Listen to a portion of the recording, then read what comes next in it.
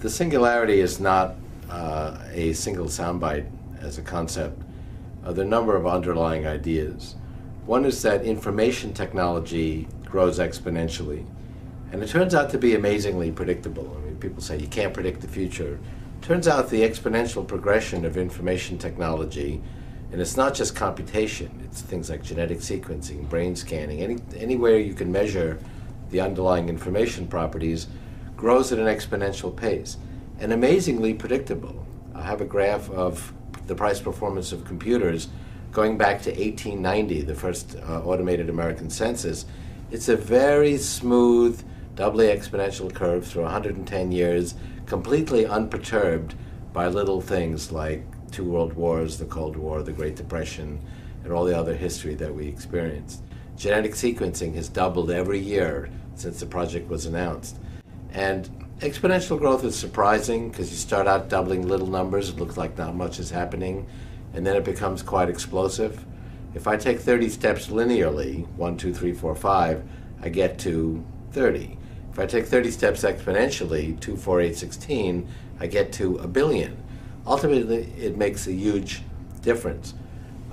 Intelligence inherently predicts the future, but our built-in intelligence, what's hardwired, is linear thinking. We think in a linear manner. That worked very well 1,000 years ago, and we saw something coming at us through the corner of our eye, and we would make a linear prediction about where that animal would be, and that served our purposes quite well. And that intuition has survived to the present time, and even very sophisticated thinkers, when they're thinking about the future, let's say like a brain scientist who I debated recently, who's studying one ion channel in a dendrite and did the mental experiment of, well, how long would it take me to reverse engineer the whole brain using today's tools and today's supercomputers and today's scanners? And he came up with the conclusion this will be centuries. And what he failed to take into consideration is that the tools, the scanning, the computers, everything is doubling in power every year. These tools will be 1,000 times more powerful in 10 years. So exponential growth of information technology. It's not just Moore's law. It's not just computers. It's anywhere we can measure the information technology. And ultimately, that's quite explosive. And this is not just looking forward, because I've been making these predictions for 30 years. When I was a student at MIT, we all shared one computer. It took up half a building. The computer in your cell phone today is a million times more affordable. It's a million times cheaper, 1,000 times more powerful. That's a billion-fold increase in price performance that we've already experienced. It's 100,000 times smaller. And what used to take up a building now fits in your pocket. What fits in your pocket today will fit inside a blood cell 25 years from now, and the price performance will again be a billion times more powerful, because even the rate of exponential growth is speeding up.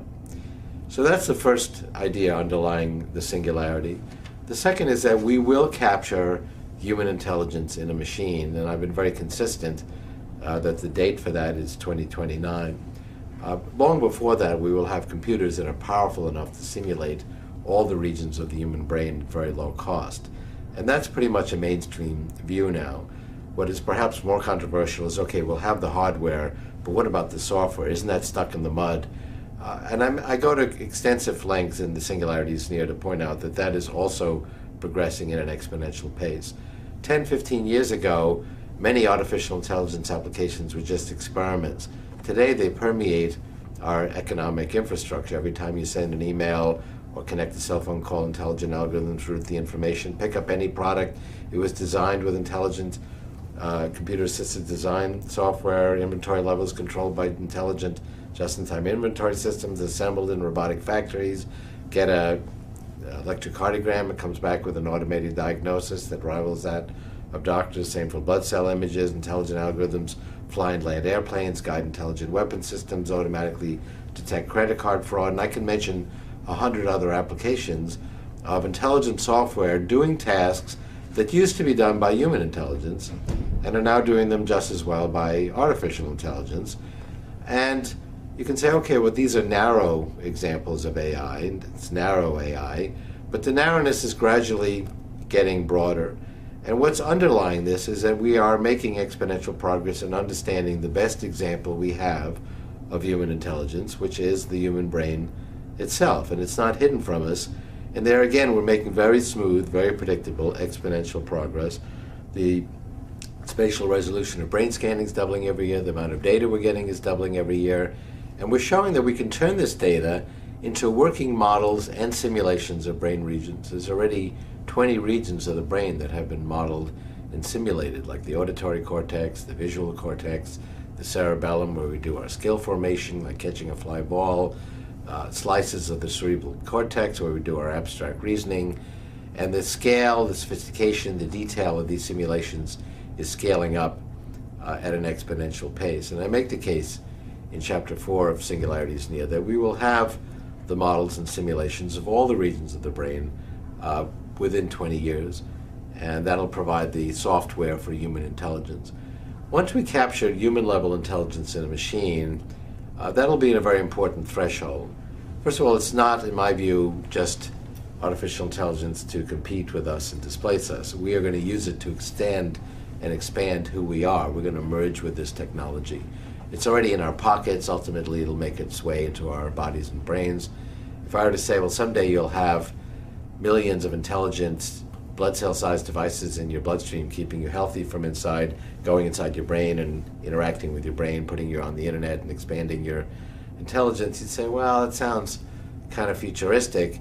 And I'd point out there's already dozens of experiments of a first generation of nano-engineered blood cell-sized devices that are keeping animals healthy in experiments. One scientist cured type 1 diabetes in rats with a blood cell-sized device, 7 nanometer pores, lets insulin out in a controlled fashion.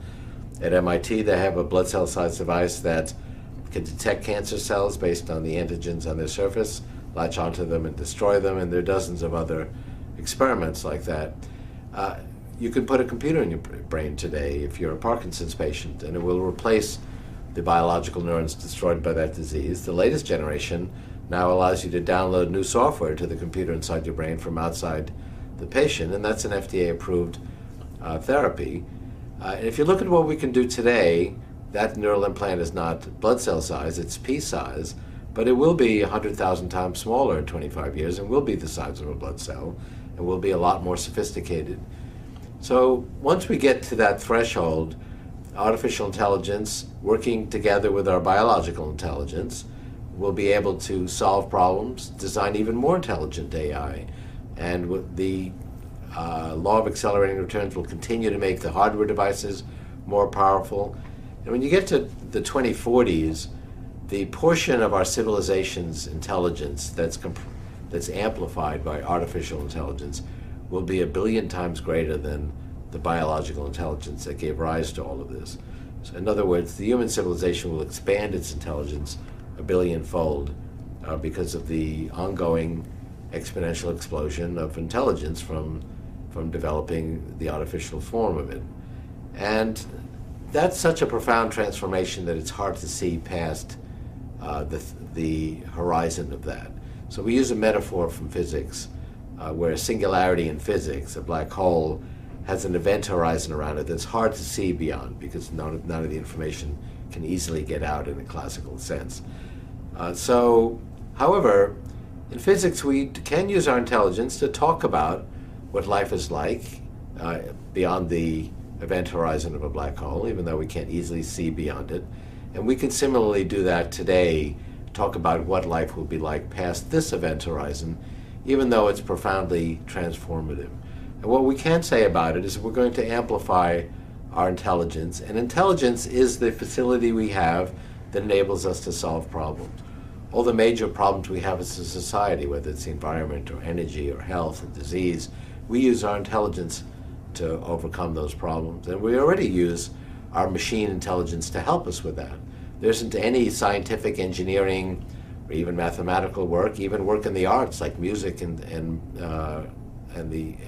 graphic art, that isn't amplified by using our computerized tools. And as these tools get more intelligent and more powerful, we're going to continue to expand our reach. That's what human beings do. And ultimately, the singularity represents a billion-fold increase in the intelligence we'll have to apply to these problems.